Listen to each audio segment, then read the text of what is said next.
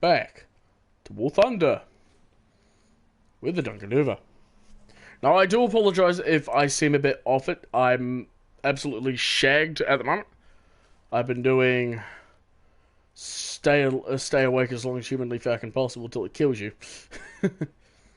And I have not been having a fun time, I can tell you that now. I gotta be honest, I'm not having a fun time. So we recently just unlocked the Avenger. We also did a event with Bowtime Gaming. So if you want to see more, just go check out his channel. At Bowtime Gaming /YouTube. And of course, you'll be seeing a video coming up on Dratini Mew. Done by the fabulous Haywood. As he and I recently did a cover karaoke. Hold on. Do you put it in the Pokemon Club or the Trollet game? Pokemon Club. Okay. Yeah, so awesome. If you hear in the background, you'll hear Blazel. His fabulous knees. Well, they are fabulous. What's happening? Okay then. So, yep. I welcome you to this. We're actually going to be grinding out to get some silver lions as we now need them. Also, if I start rambling, again, apologies, of course. It's what happens when I'm shagged. Now, we're flying one of my favorite aircraft, the A-26C DT-5. This plane, Duncan Hornet. Hello there, how can I help you? I see your crappy thing. I wish I had Moser with the with the thing. So my tactic is games of speed, we're gonna dive towards that checkpoint. 288, so split the mega for that one. We will be fighting against the Germans and the Italians, right where the British and the Americans. 280s. Which one is this? It's one up there. I'll go pop it in there tomorrow. Is that 288 gonna gunship me?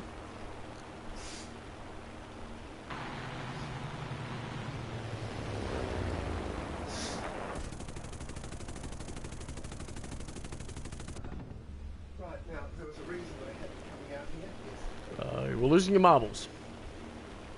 Not having marbles. 177. Ankle. Yeah. That's the Graf, or the Grief, or the Flaming Coffin. No hate to the Grief, it was a bit of a sad aircraft, the old Grief, the HE-177. Oh shit. Stupid plane for an itch. Plane for an itch, I don't know if it is. Oh, but dive. God, that was good for scratching it. Yep. Tier 152s. Fuckable for 90s, BF-109s. Hopefully we'll be able to get to the airfield. Sure that I can get there. I'll put bombs up. Speed! Speed! I will push this aircraft over 708 kph. You will not catch me. If I don't want you to catch me, you won't. Which is true in real life. The A-26 was one of the fastest American medium bombers. And that's just down to the fact that it had very powerful engines. The Pratt & Whitney engines that it used. Most American aircraft had amazing power-to-weight ratio because what they were, late war. America made some fantastic engines, but none of them can hold up to how early the British, how well the British did. The British, if I have to say one thing about American and British engines, I'd much rather go for a British engine than I would for an American engine, due to the fact that with an American engine, I'm going to get some reliability, with a British engine, I'm going to get some reliability, more so than I am with the American engine. And that's not saying that the American engines were bad, it was just saying that, I trust a British engine more than I do a American. We want to turn into the fight. We want to turn in. Because it gives them less time to react. Got him.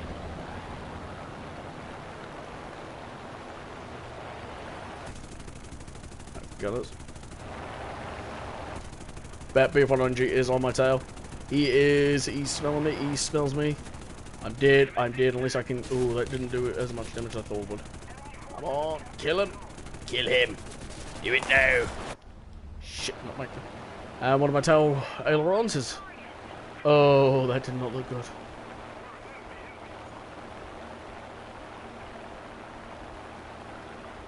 We've lost our pilot. Ooh, you can actually see what the cannon shell went through. Oh, that poor bastard. Unfortunately, if you were a tail gunner in real life, that's just how shit was for you on a normal day. I'm going to overpower this engine. I've only got 27 minutes left of fuel. Took out one of my flaps, which is fantabulistic.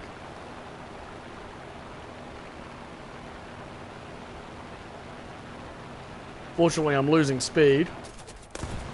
Ooh.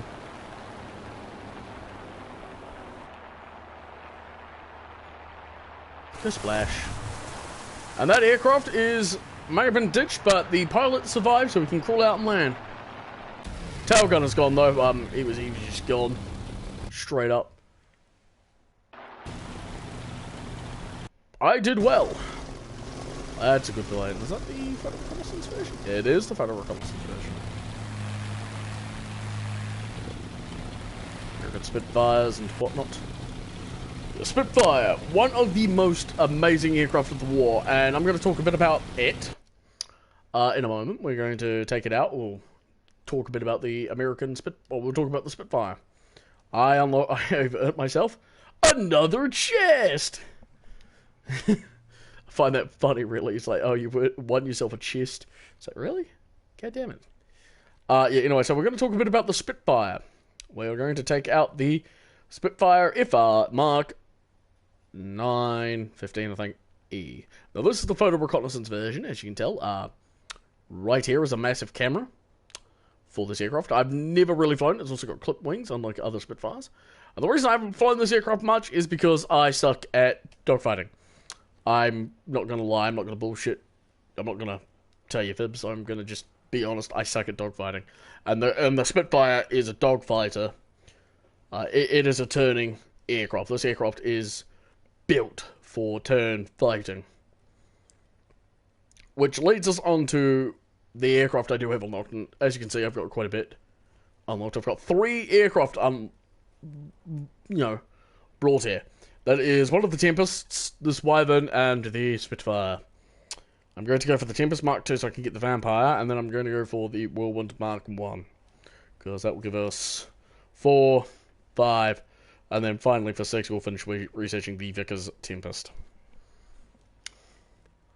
So let's talk a bit about the Spitfire. The Spitfire was built in 1939, 1941, after Supermarine's very iconic speedboat. One, I think, the race to New York. The Spitfire had many things going for it. It was Britain's first fully metal-skinned aircraft. It was armed with, at the beginning, 303 cannons. It was fast. It was one of the fastest aircraft of the Second World War, at the beginning. And it had a decent turn speed, and it could turn fight most German fighters. The Bf-109s that were starting to appear had 20mm cannons and 7.6mm German machine guns. The British quickly found out that the 303 rounds were not working as well as they had thought. So, they loaded it up with a 20mm cannon. That is the difference between the Mark I and the Mark 1B.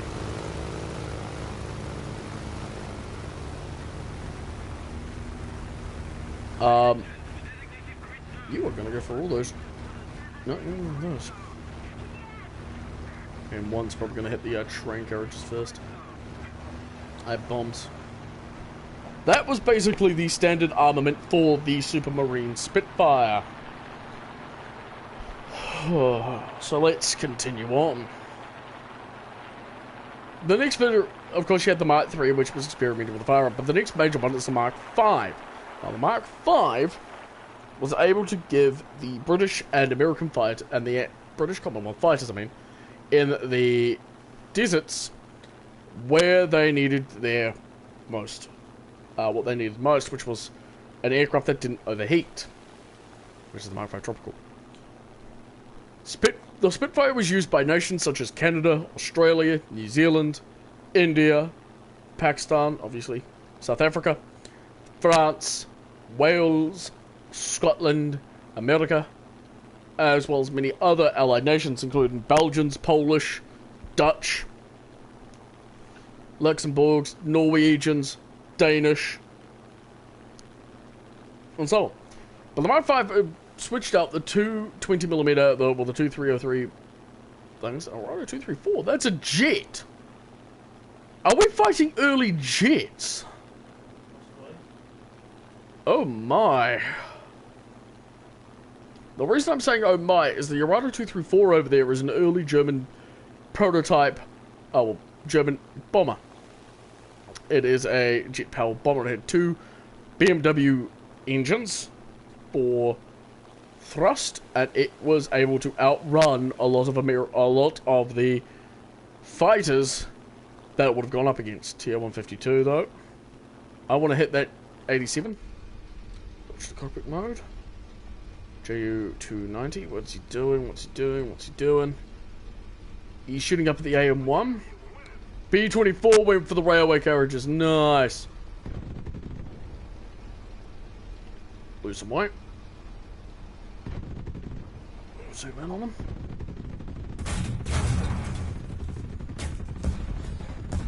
Come on, mate. Are we out of ammo? How the bloody hell did he manage that? He's seriously not doing any damage to him. What the hell? If I get any shit from the my teammates, I'm gonna be pissed. Fubuki proper. Let me have a look. Let me have a look. Spectator mode. Fubuki proper. Yeah, you're a B-17G. Shut up. I don't need to hear shit from a bomber pilot. Just do your damn job and I'll do mine, which is currently a crater in the ground. So let me do my job, sir. Good day to you. We leave! Hit like if you know where that's from. Yep, we got the Wyvern, which is a turboprop engine. Typhoon Mark 1. Hellcat. And the Australian Boomerang. I love this aircraft. It and the Whirlaway are a lot of fun.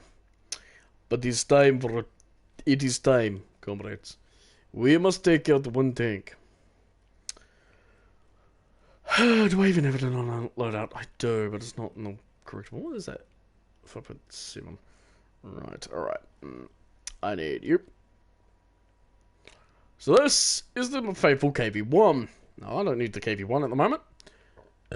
Pardon me. We are going to take out a certain tank. There he is. Choose a group. Ladies and gentlemen, please say hello to a tank that never actually existed. This is the Joseph Stalin 6.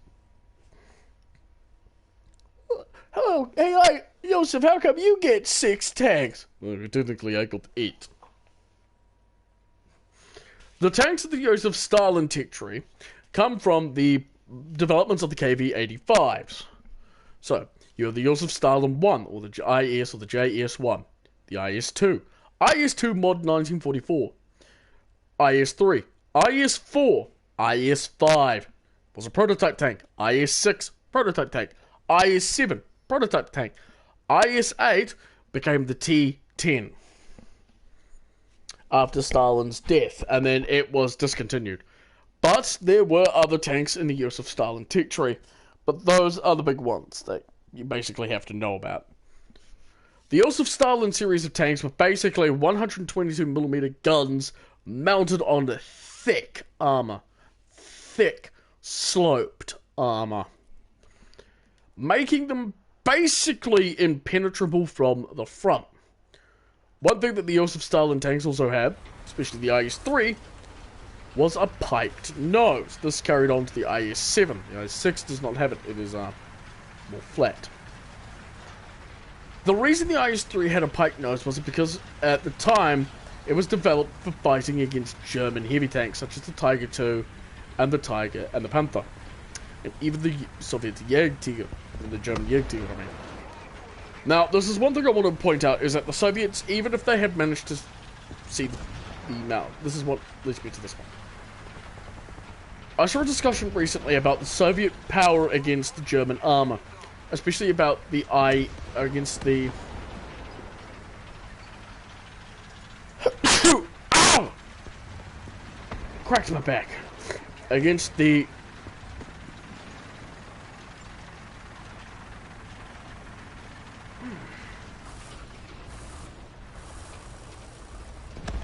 German mouse. Now, the problem was that even if the Soviets had encountered the mouse, a lot of the Soviet shells... There's a helicopter. Is there a helicopter on this side?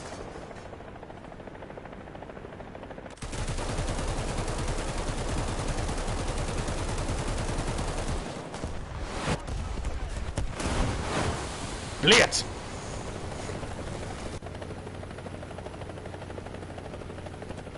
Yep, that's going to be the match, basically there, and then you'll have a dickhead in a helicopter. And I do mean that as it is a dickhead in a helicopter.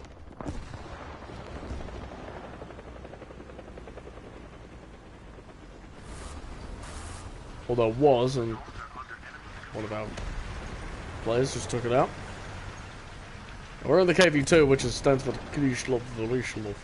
That's a... WZ305. Oh god, that's a Chinese copy of the ZSU 152. Or the, yeah, whatever the hell it's called. I'm gonna wait here because I know they'll come forward towards B. I should be safe here. Plus I have a 152mm howitzer. As I was saying, the Russian tanks did not have the penetration to go through it. The 122mm cannon had enough armament, had enough filler in it to knock out a Tiger tank. If it had met the Soviet, the German mouse tank, wouldn't have had enough filler. Same with the 152mm cannons. The Soviets did not know what the Germans were making because, allow me to basically be honest here, the moment Germany declared war on Russia, the moment every other nation was invalidated, with basically being a second thought. Enemy fighter. It is... Mirage? Might be Mirage, I don't know.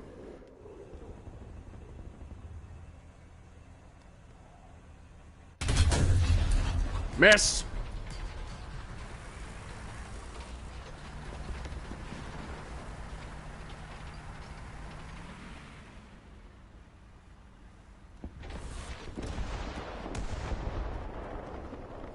Might be able to do some damage. Well, at least half our team has quit. Yep, half our team has quit. Cowards.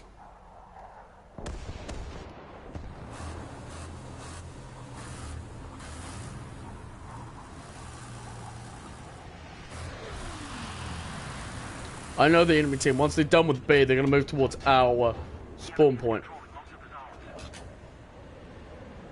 Is that T-34? No. You get no shot.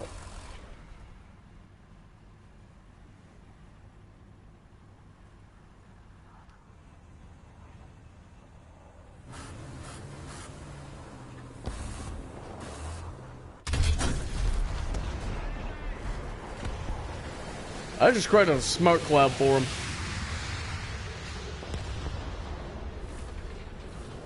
He is coming. He's probably thinking, oh, it's only in a KV-2. I'm a KV-2 firing high explosive at you, dingus. STVR 103. No, the second A from us again. We've lost this match, unfortunately, because half of our team has quit. We've got one, that's an F-80G and the Type 9059. That's a good tank. I'm in a KV-2 that was built in 1939. Wait, where did it go?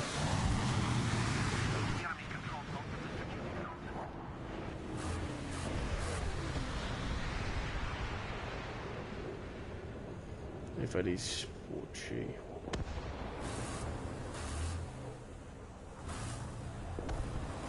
Where did he go? Oh, he moved closer!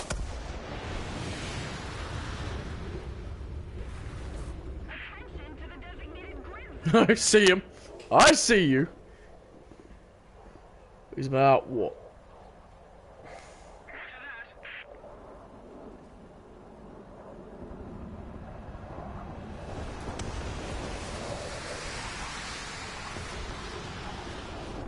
T-34, just take out the Type 95, Type 59.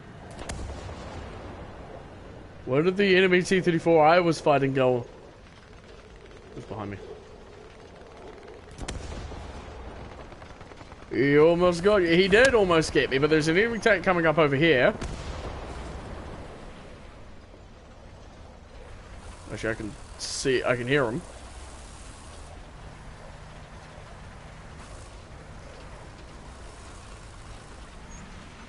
Where's he going? This side? How did he? Where did my shot go? Like, I shot him, and my shot disappeared into friggin' China. It's like some random person is going to be standing there, and then his foot's going to explode. And then everybody else is going to be standing there going, what happened to your foot? And he's going to be standing there going, I don't know. I had it 1 minute, and now it's gone. Yeah. I didn't, magical round. Yeah, pretty much, magical round. Magical round. That's all I have to say. It's magical. It's fantastical. It doesn't work when you need it the most. It fucks off when you need it then. It disappears when you don't have a round loaded into your cannon breech. That's just Warthunder for you. Oh, let's see, what else can I put with this? So we got 4.7. I don't have many aircraft. I could put the Halifax. I could put the Halifax with it. Oh, frick me, I could even put the Sterling with it. Now, we'll take out the Avenger first. See how well we do with it. Let's take out the A39 Avenger. Which is a British Challenger. It's Cromwell hull with a 17-pounder gun. Meaning I am going to be able to flank. Oh, apparently we won the battle to the Rhine. I want to know how, because my round decided to fuck off to somewhere. It's like, bye, have a good time. I'm like, me and the T-29 guys just going, okay, that happened. It disappeared. It's like, goodbye. See you later. Now, this is the thing I'm going to be talking a bit about today. I'm going to talk a bit about British tanks from 1942 onwards. Britain, after being at war for about 4 years at this point, noted, and after capturing quite a few German and Italian tanks, CV-33s, M15s, Tiger 1s, and whatnot, were able to start realizing I'm at 1.3 and I have the BT-7 and I rush people and they get shot one shot. BT-7 is an amazing tank, especially if you are starting out the game. Yeah. Britain realized quite quickly on that its way of doing things had screwed up its military force. Now, the thing you need to know in the 1920s is what it's repeating today. Britain was fairly sure it didn't need tanks. After World War I, Britain's tank industry was basically of the opinion that if World War II was going to happen, it would be a lot like World War I, and thus we don't need to design any new tanks. So every tank it designed, the British Challenger, the British Crusader, followed the old British doctrines, which was infantry tanks get slow, heavily armoured, well-equipped tanks. Cavalry tanks are fast and nimble tanks to exploit broken lessons, as was the French. that was what the French and the British were like at the beginning of the war. Now, in 1942, France and Britain had learnt the hard way how badly this lesson screwed them up. The Germans, which had been using blitzkrieg at this stage, who were now fighting the Russians and were finding quite a bit of front, well, success in the Eastern Front, were now used to basically rolling over and killing anyone that dare oppose them.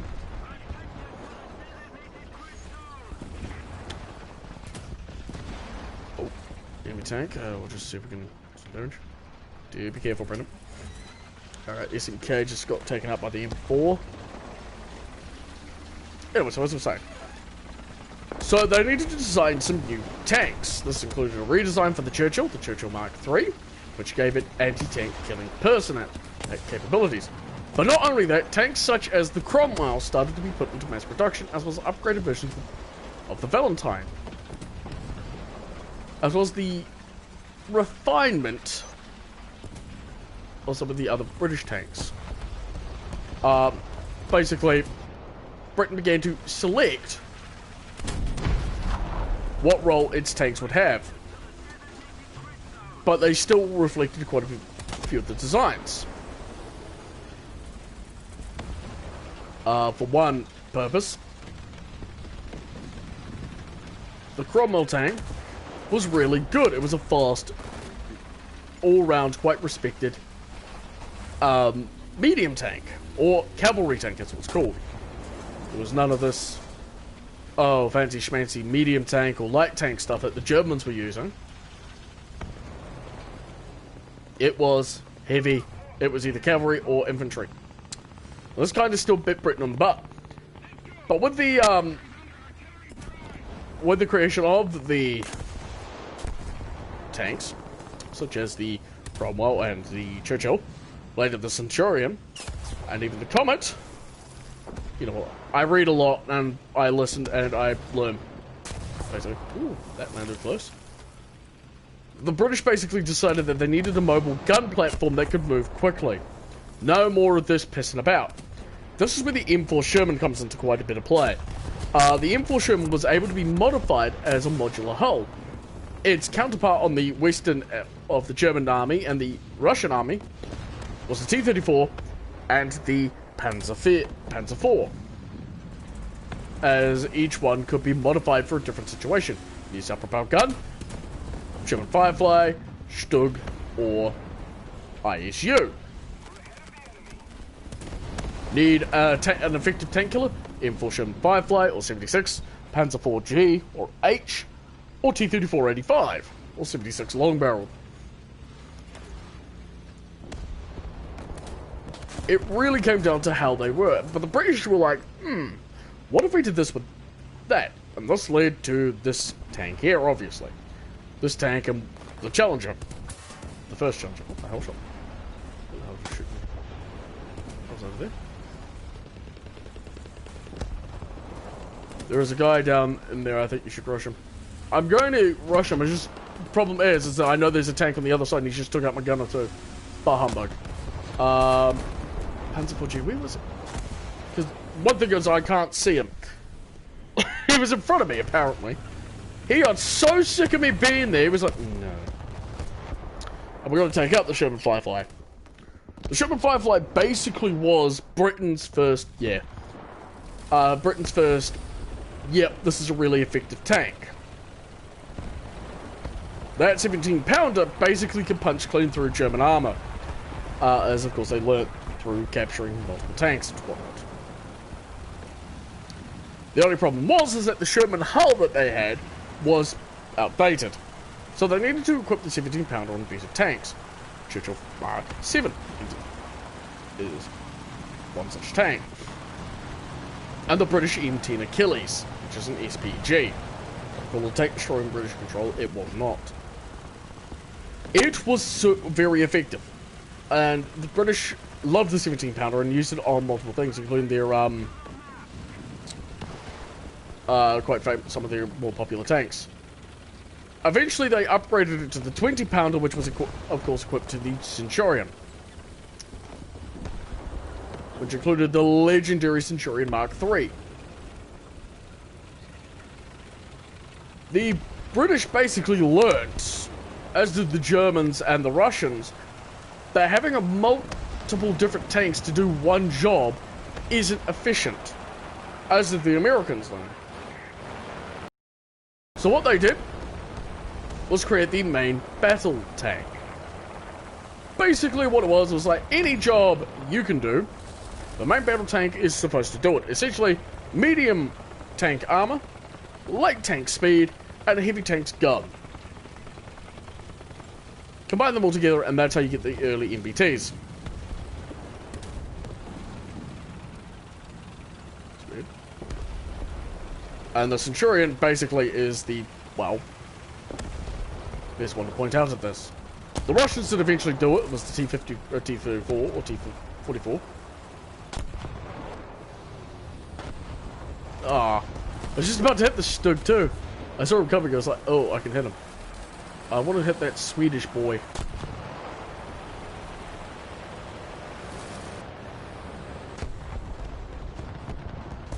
We can drop the audio neck and rack off. But they're going down for the our capture point. There you are. Goodbye, half your crew. Do you think tank destroyers are good? Yes, they are.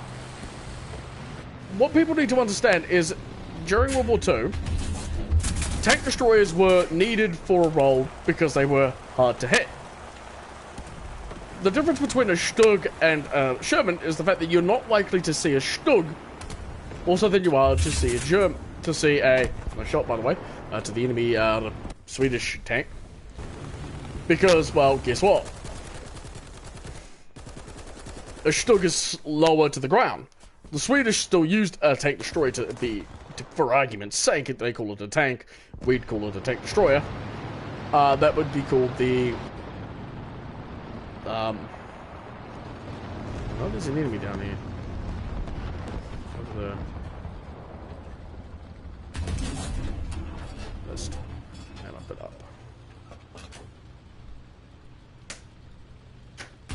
Hello, how can I help you?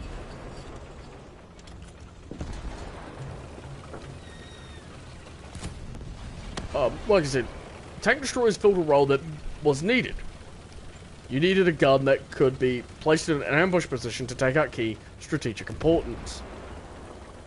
The only downside with a with a tank destroyer is, of course, what happens if your tank gets knocked out, or if you get counter-ambushed with a medium tank. I think tank destroyers are actually really good, and they filled a really good role that they were specifically built for. More so than most other tanks. Some weren't good, some were built for different things, such as the T-95/T-28, or the Jagdtiger, and hell, even the British Tortoise. Ow. Sir, can you not kill half my gun crew? Ah, that was the captured Churchill too, by the way. Didn't even see him. That's the thing about ambush. You ambush a tank, they're not going to see you. You take half the crew. Unless you have the downside of the Firefly, is it didn't have enough armor. Oh, we lost advance to the Rhine. Das ist nicht good. Yeah, we did pretty alright, you know. Didn't do too badly.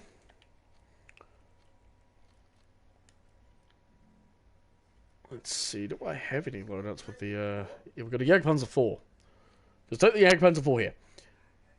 Here it is. It is, the hull of the Panzer 4, just without a turret. I'm focusing on Russian tanks, but before that I was on the Germans, but I kept dying, so I switched. Yeah, that's what I've done as well, because, like, with my German tank tree, I basically was like, oh, I'm enjoying this, and I'm enjoying this, like, early on, you do a lot of damage, you can, like, easily, like, the first two ranks, you just decimate, because, you know, you're fast, you're nimble, you've got a good gun.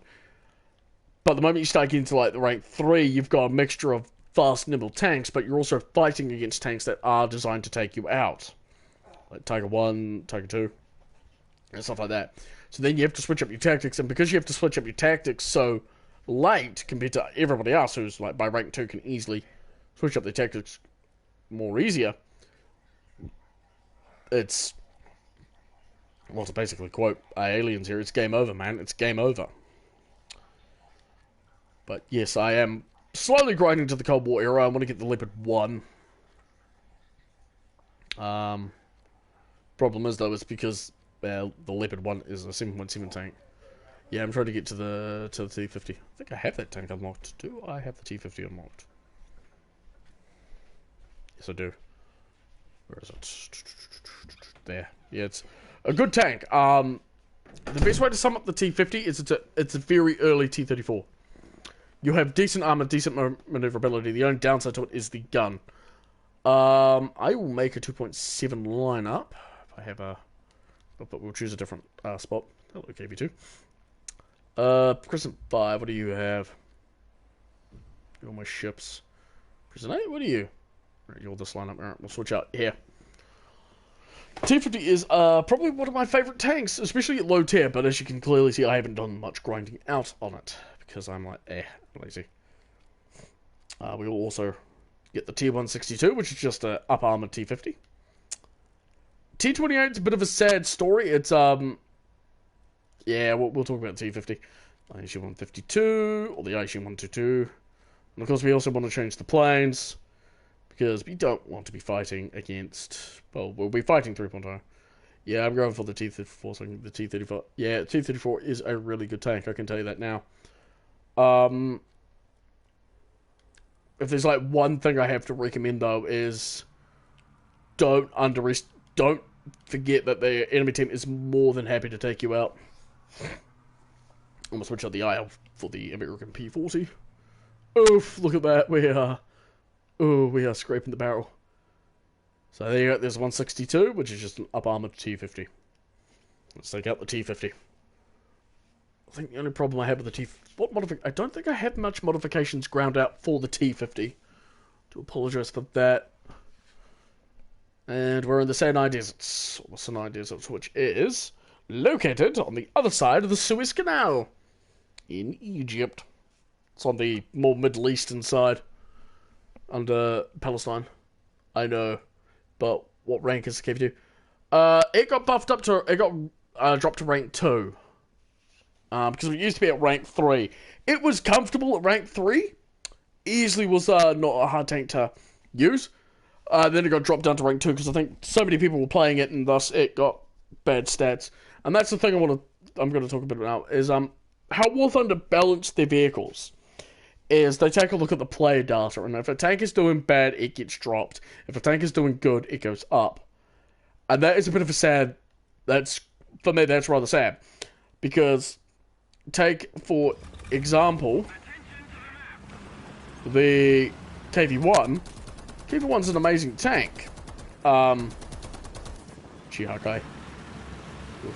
Chihakai. The Chinese Sherman. Stuart. Not Sherman. If you take a look at half of the, French and American and British tanks around that, you'll start seeing different stats, and the same with planes and ships. The problem is, though, is that, well, data is unforgivable. I do think our maximum armor, if I have a look, is what? We have a maximum of 40mm in the front and the side and the rear all around. On the hull and in the turret, 40mm in the front and the rear. Front and sides, I mean. So we'll be able to block some shots, but not all shots. Whee! Explosions! Who likes explosions?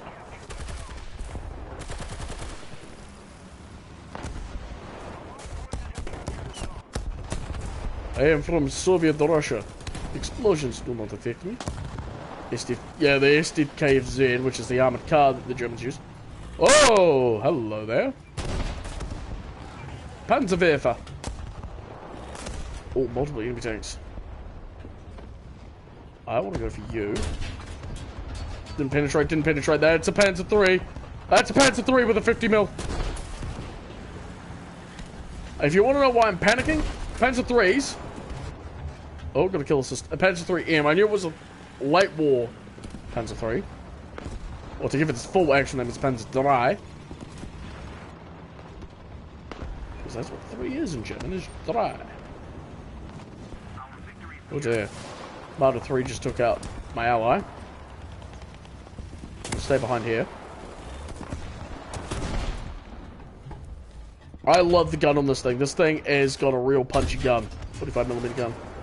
The problem is, though, is, again, I don't have much. I've been up-tiered. We don't have much armor. And I want to stay behind this fuel tank because, well, fuel tank will keep me safe. We're in perfect ambush position, too. Any tank that comes through that gap there, or even up here, will be able to ambush them. Which is what we want to be in this tank. Also fast and nimble. Oh. Got him. I usually get rushed to get behind the enemy so I can rush back to my side, but always... Also, I kill the enemies from behind because that's where the weak spots are. Exactly. On a tank, the best thing I can offer is go for the rear or the sides, especially on the early war tanks that you'll be fighting. They will be mostly unarmored. I remember one, I was in a Tarsei, which is a Japanese anti-aircraft gun. And I was finding where a issue 51 was, which is issue 51, which is an early Soviet tank destroyer. I hear treads. Where is he coming from? Where's he moving around to? Which side? You want to be careful on which side so you don't get flanked. This side. Take out his gunner. Oh, he's a martyr. He's a martyr, he's a martyr, he's a martyr. He's a Czechoslovakian. Thankfully, though, he's a Czechoslovakian tank. And you want to have allies if you do that, with the especially with the Martyr 3. Martyr 3H, that is. His friend up there is taking aim at me. Take out your loader. That's just a standard martyr. Got him. When I said I was at 1.3, that's because that's bad. Because it's not, because you do a lot of early fighting at 1.3, and that's how you develop your tank, your tactics, and like what you want to do. Ow. Oh dear. Oh dear. Suka Blade! That's 3M took me out, yeah. He has a 50mm. He has 50. He'll go straight through my armor. Regardless, he's, that's how well armored he is. We want to go for 152. I actually want to get rid of some of this, high explosive tank. Tank runs. We're going to go for this BP-60A. Now, the thing about the US is, the SU-122 is it's a T-34 hull with a 122mm howitzer. And I'm going to give credit where credit is due. That Panzer III knew exactly where to aim. Always aim for the gunner on the especially on Russian tanks, because if you knock them out, yeah. But it's I like the mobile bunker. Yeah. Oh, this tank destroyer is an amazing tank destroyer because it's designed for one role, and that is to be quick and maneuverable and, well, a decent gun. LBT. Oh, yeah, the LBT. LBT's not a bad tank, but the problem is it's a tool. It is very tall, but then again, it was designed for one thing, and that was amphibious assaults. Oh, there's a tank destroyer tank up there. Hit. Miss! Damn it. Yeah, the LBT was designed for one thing, and that one thing was, was actually, naval war, amphibious landings. It is not designed for tank-to-tank brawls. It was designed to help, destroy, enemy gun emplacements and whatnot. I have well-angled armor. I'm going to move backwards because the more you have angled my armor, the more I'm going to be able to block your shots.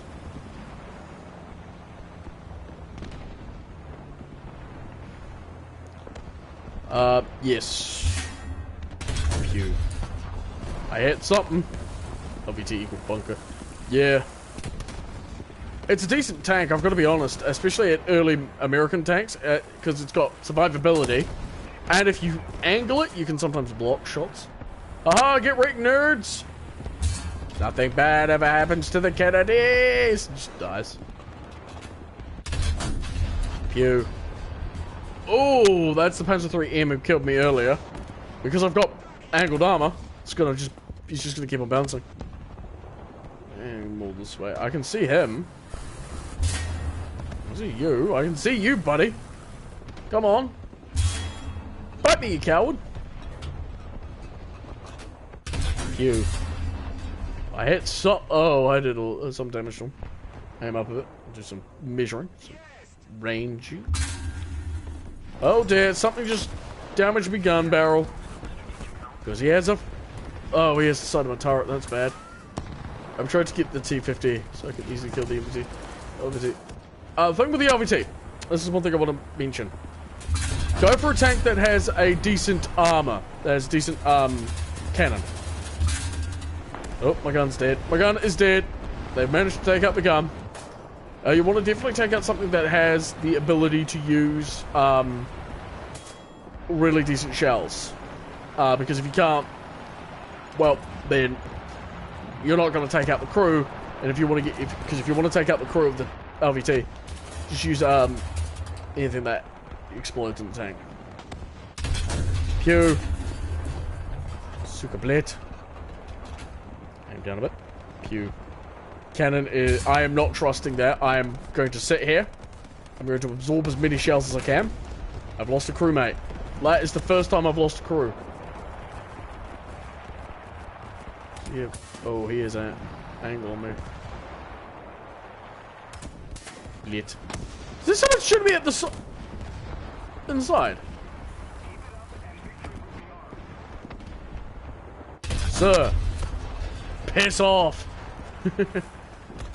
Later, nerds. Bruh. I'm coming for you. All you've done is angered Soviet crab tank.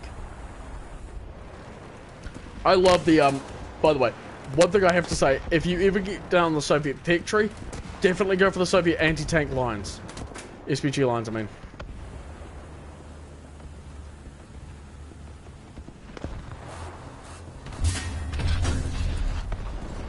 Oh well, we're gonna hug you. Oh wow. He was able to penetrate my armor. This is a bit of a shame. Oh well, I don't care. We can now spawn on the T-suit. I've been trying to upgrade every one of my tanks so I can get the artillery so I can kill the LVT. Artillery isn't going to do much, because with artillery you've also got to get the artillery, you know, the different cool times and whatnot. I've got it unlocked on this thing, so we'll drop it once we get into range of A. T-162, I love this tank. The problem is I have a real damn slow-ass turret.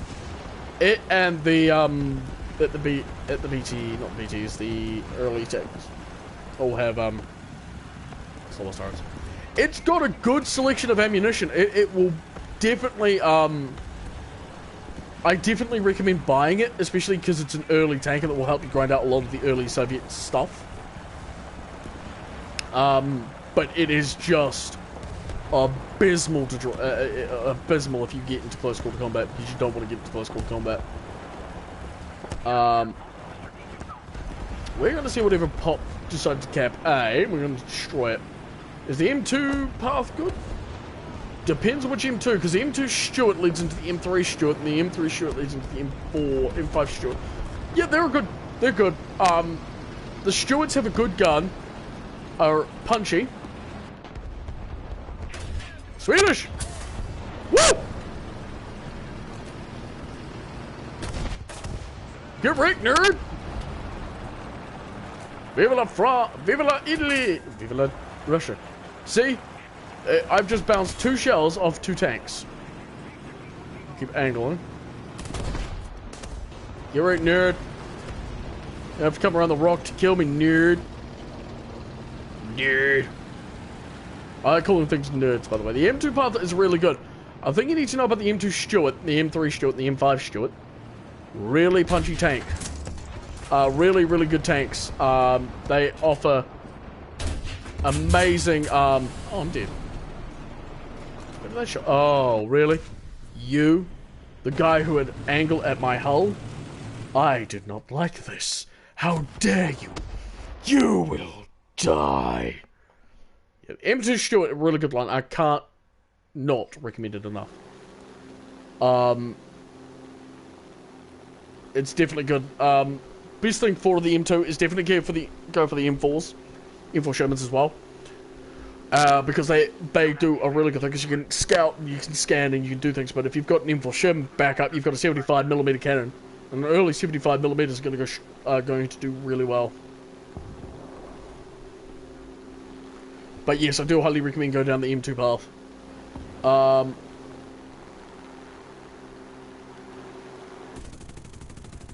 Fear my Brownings!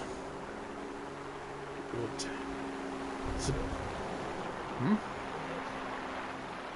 A new player to Warthunder.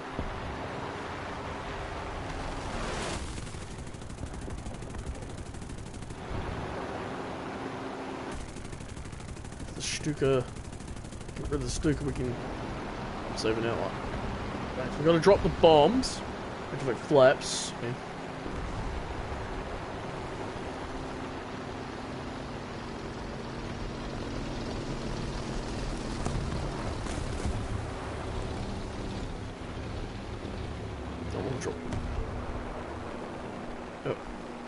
Use the M2A1 on once.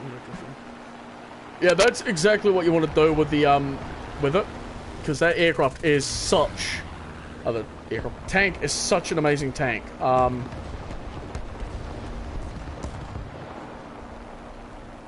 we can find an enemy tank to drop bombs on.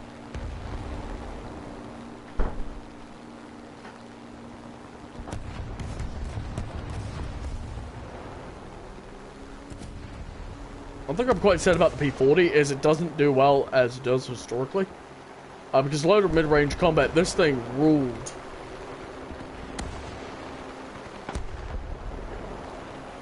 The F-110C is gone.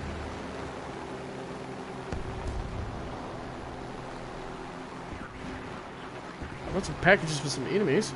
Can I find them?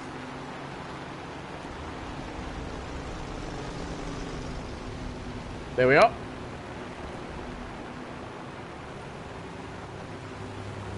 Bomb there. How the bleeding heck did that light me on fire?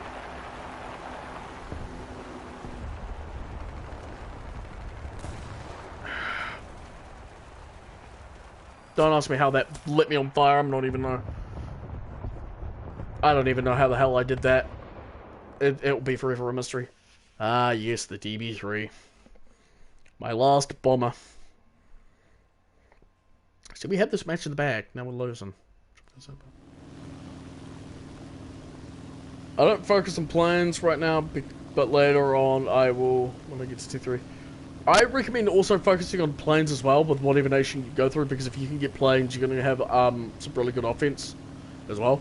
Because biplanes, whilst are good, they're not going to be good enough. I mean, the Russian biplanes, the I-15s, get one thing over most of the other biplanes, especially reserve tier biplanes, is they also get rockets, and having rockets is going to be really useful, especially low tier. There's any tank down there? Any tank? It is. Look through the bomb sites. Spawn camp, I'll blow it up.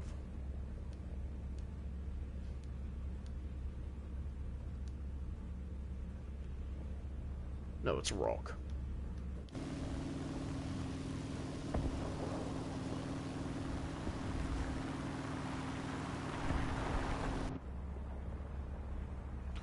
I watched Fly Daily once. The duck is good. Oh, it is. Yeah, seriously. If you want good good planes, definitely check out people like Bowtime Gaming.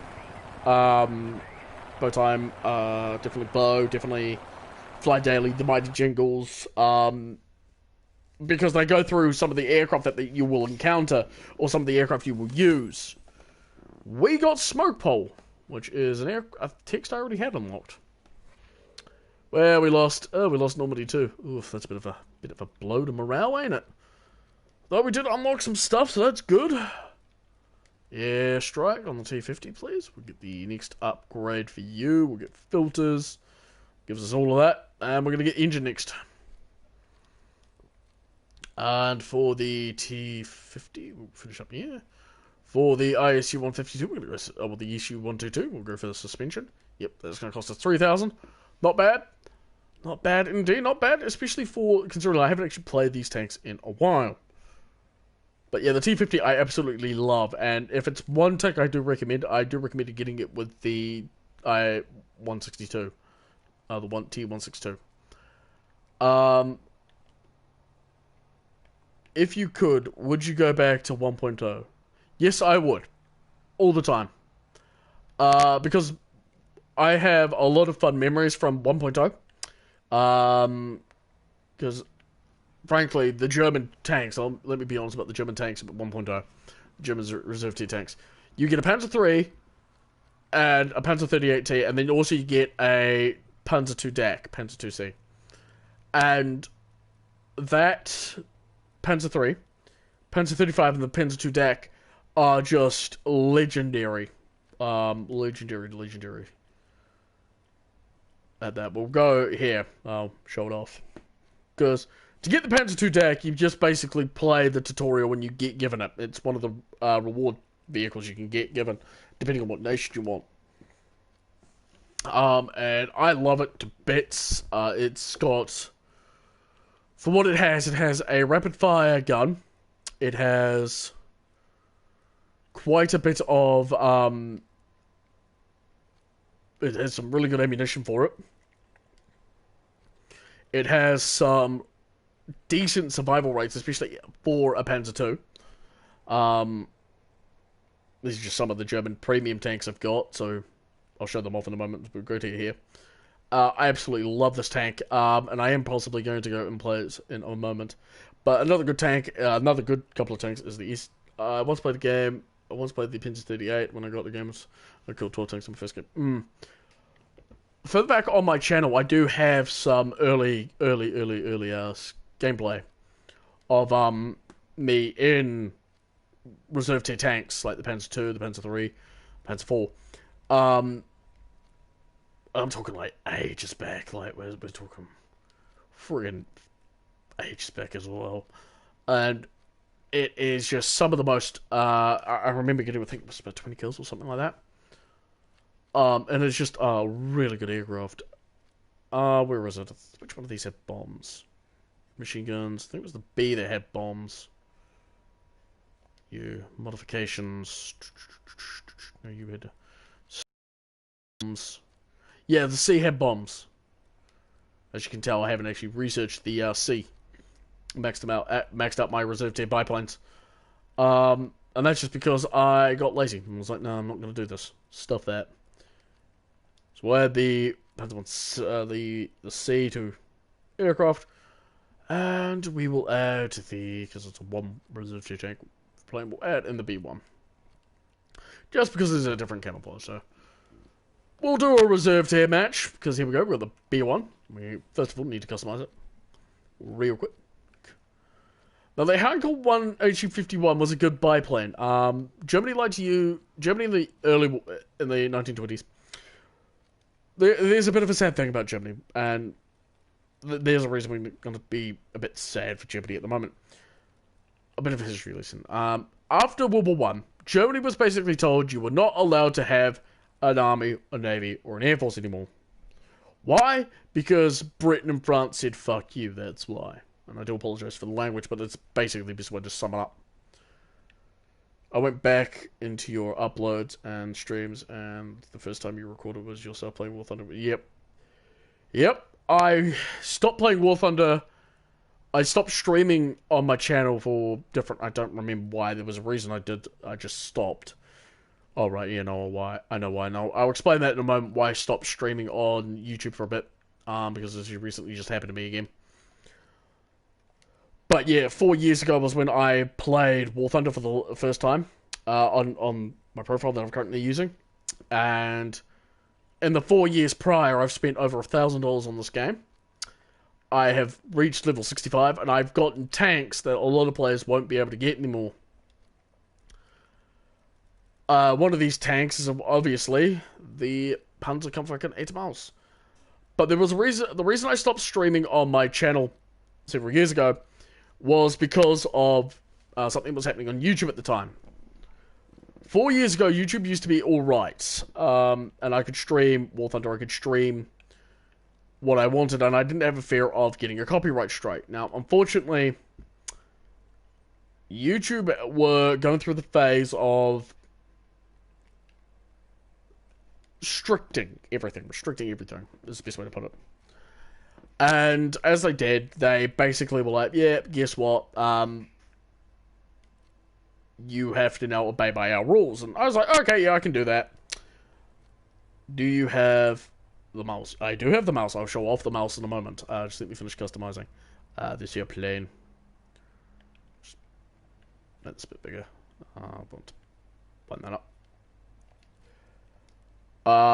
As I'm saying, and YouTube was basically transforming itself from a really nice platform to a bit of a ball ache, and then I recently got back into streaming on YouTube. I was streaming Fallout 4.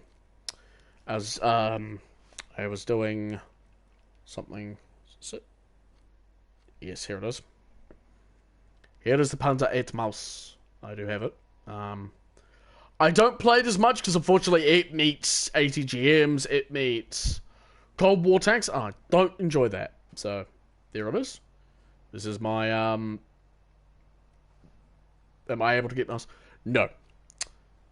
And that is not because you're bad at the game, it is because, War Thunder a few patches ago, I think 3 or 4 patches ago, did a massive overhaul of the German, armed tech tree.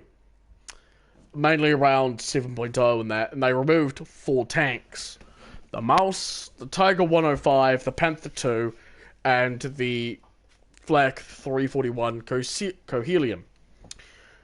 And replaced them with a bunch of tanks. Well, replaced them with I do believe 2 tanks, and that is the M48 Patton and the Ostwind 2. And the main reason that they basically removed these tanks is because they didn't want... Well, I don't remember the reason why. It was a bullshit reason. And I didn't agree with it, as did a lot of other players, and we basically said no. And what Gaiju basically says, you've got until this update to research all 3 tanks. If the moment you start researching them, you can still keep them because you'll still be able to grind them. Would I be able to get the E100? The E100 is an event vehicle, I do believe. I've wanted to get it, but you have to compete in some events. But if you eventually get good enough to become part of Warthunder or Gaijin Entertainment's partner program, you can actually request the vehicle as a vehicle you can use, and I may or may not. I do eventually want to get up there, but you have to meet some certain difficulties, certain requirements to become a part of the Warthunder community contributors. The Gaijin community contributors. I think you need to have about 10 or so thousand subscribers on the old YouTube tubes. 5,000, you know. That you get a monthly allowance of golden eagles. You get a monthly allowance of that, and you can request as many. I think it's up to 2 vehicles a month with them.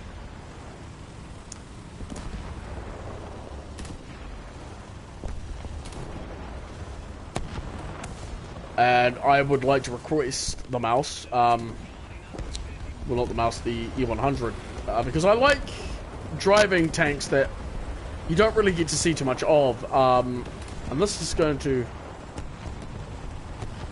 So basically, to answer your question, unfortunately no, if you joined a few years ago, about 2 years ago, and ground your way out to get the mouse, you would be able to have the mouse today. But from what you've been saying is you've only recently just joined, and unfortunately, no, you can't. And I am... The map you're playing on was the first map where I got my because yeah, Poland is a very good, very friendly map at low tier because it offers quite a bit of concealment. It offers quite a bit of ambush locations. I love it because it is a fabulous map. I also have an aunt, no, cousin from Poland. His wife is from Poland. And, yeah, it's interesting to learn a bit about Polish thing. This is basically going to be me saying some stuff, regarding, a bit about Polish history. Don't let anybody tell you that if you're from Poland, you have to speak either Russian or German. There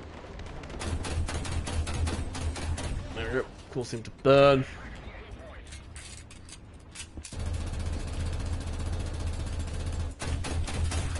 Got him. Oh, we got a BT-7. Nice. BT-5, I mean. Interesting fact about the BT series of tanks. They were an American invention, not a Russian invention. I thought of you running, oh dear. That guy's, over there. I have the thought of you, if you brought the mouse to that map, it would run through the fences like nothing. Yeah! No, it definitely wouldn't. It definitely would. That's a easy, nice tank destroyer. We are going to take out next the SDKFZ221. Yeah, no, I've used the mouse on Poland. It's a fun tank. Fun tank to use, because like you can sit in the corner, you slightly angle, and nothing but an ATGM is going to go through your armor. You are going to sit there and you will bounce, and you will stop them from going down the shelves, down the aisles. If you've seen an anime called Girls into Panzer, there's a scene where they use the mouse basically to block the road. Now this is my first. I know I've got stabilization on this thing. I don't want to run out of it. Now I'm not gonna complain and moan that if we win or lose this chat because, well, this game, because, well, frankly, I'm only doing it because I want to have fun. I am exhausted as hell. I've had a really rough night of sleep. Yep. I stream, by the way, Lonesome. Lone 1 or 224. Do apologize, by the way, for butchering your name. I stream whenever I want to. I don't have a set stream schedule. And basically, I stream when I feel like streaming. Not a moment. Rush the tank destroyer, because it will kill your teammates. Yeah, I'm trying to find him, which is the thing. I see him. I think about being a car. Beep beep, mother trucker. Do do do do do do do. Damn it! Road signs. Do do do do do do do do do. You just told us your tank engine. You just told us the tank engine the way out of there. We will be able to spawn into another tank. I'm probably going to go for a Panzer III, because Panzer III is going to give us some armor. Although it is theoretically classified as a light tank. That's a T-35. I love that. I know what tank that is. He machine gunned me to death. Fun tank that, by the way. If you want a tank that does, yeah, that is fun. You know, that is essentially the mouse, but for the Russian tech tree. T-35. You know, you may be, well, actually I don't want to, because it's actually rather expensive. I think it's 1,300 golden eagles. Fun tank. Fun ass tank.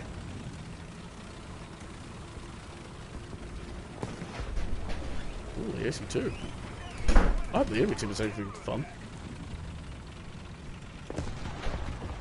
Now, I do have to apologize, by the way, if you do go watch back and watch some of my earlier streams, I do say some seriously nasty stuff. So watch with caution.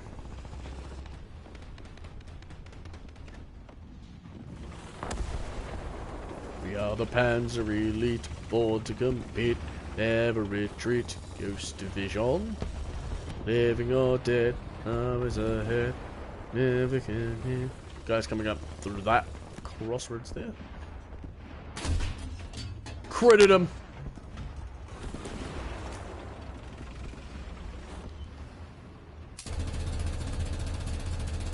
want to make sure he can't use that gun. Got him. Which is better, World of Tanks or Warthunder? See, that's a very interesting question that you can ask. Is which is better? Because for me, I play both. Both have their strong points. Both have their weak points. Warthunder focuses on being more realistic, whereas World of Tanks is more of the arcadey, if you get what I mean. It's more arcadey, and is definitely something you want to be careful with it, because like with War Thunder, oh hey, you can easily get one shot. As I did with some of the other matches I played, you'll see it as well. We got the horizontal drive. Nice. We'll go for parts next. Yeah, I kind of knew we'd lose that one. I'm not really upset that we did, because oh hey, you can't really do much. But yeah, yeah, this one and that anti-aircraft one. They both have their ups, they both have their downs. For me, the big problem I have with War Thunder is they don't listen to the community. They don't listen, and they don't implement changes. Oh, they don't fix things that are very broken. Only if Warthunder had the Gustav Cannon. If Warthunder had the Gustav Cannon, I swear to God, that'd be amazingly fun. The Schwer Gustav, for the person who just joined, it was Germany's biggest anti-tank weapon. It was a 31-inch cannon. It was the biggest cannon ever built. And I don't ever suggest saying, well, pissing off the Germans, because they built that bunker destroyer. It destroyed a building in Stalingrad. There's one tank I would like to have them in the game, but I don't think they'll ever put it in. Is the Karl Granta, and the Karl Granta was essentially a bunker bus with a Schwer Gustav, smaller, with a much smaller cannon, but was much bigger. Well, was able to move a lot more easier than the Schwer Gustav was, because it was on tracks instead of that. But believe it or not, there was going to be a version of the Schwer Gustav that was going to be armored, and I'm going to talk about this, and then I'm probably going to have to go because I'm absolutely shagged. I'm tired. So I will talk about this vehicle. So get yourself ready. Hitler had a bit of a fascination. Old Hitler boy. His fascination was with very, very large things. He designed the mouse. Now, Hitler ordered that the mouse would be put into full production because, well, Nazi Germany. We need tanks. I was just finishing watching. Yeah, believe you me, I can relate to the annoyances of hair. I want to hear. I have one question off this. Yep. Ask it. I will answer it the best I can. So, in 1943, Hitler was basically on this almost sick fantasy-like thing of everything I do is correct, everybody else is wrong. And he designed two tanks. They were called the P1000 and the P1500, respectively. The names given to them was the Ratter and the Munster, or the Munster. Or, in the English, Rat and Monster. The Rat was essentially a large tank with a turret put on it. A battleship's turret. More importantly, a battleship Gneisenau turret, which was about 15 inches. A two-barrel turret. With a 128 anti-tank rifle. This thing was going to be powered by two U-boat engines. The second one was the P1500 Monster, and it was a Schwer Gustav gun mounted in armor. They earned the title Land Cruiser, and in 1943 the head of the German armed forces took a look at both of these, laughed and said, no, we are not building these. So go ahead and ask your question. I'll be more than happy to answer as well as I can.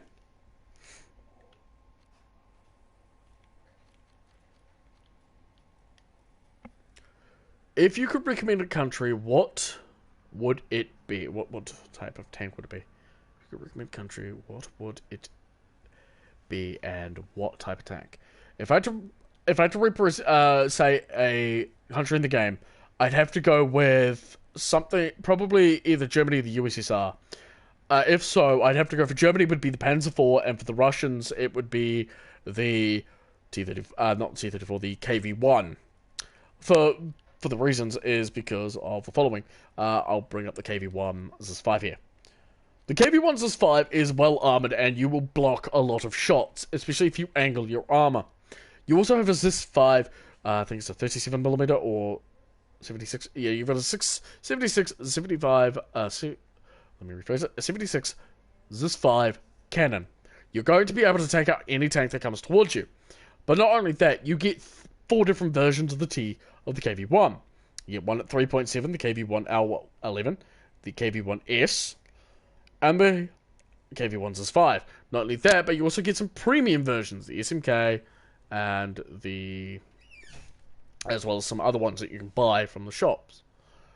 But not only that, for Germany, with the Panzer IV, is because there are so many of them. You've got the Panzer IV-C, Panzer IV-E, Panzer IV-F1, Panzer IV-F2, Panzer IV-G, Panzer IV-H, J, and you even have the Panzer Command Vehicle J. But not only that, you also have the Jagdpanzer IV, Jagdpanzer IV-70, V and A. You have the Brummbau, which is on the Panzer IV chassis. You also have the Störter Emil Dicker Max. And that's it, really. As well as the Whirlwind, Ostwind, and Ostwind 2 and Körperblitz, which are all really good tanks, tank destroyers and tanks for that matter. And you get so many of them, so you can always find some for your playstyle. The KV-1's good because it will allow you to make a lot of mistakes and you will learn from them. But I recommend Germany more so just because of the Panzer IVs, because you got 2 short barrel Panzer IVs, 1 short barrel Panzer IV, 1 long barrel Panzer IV.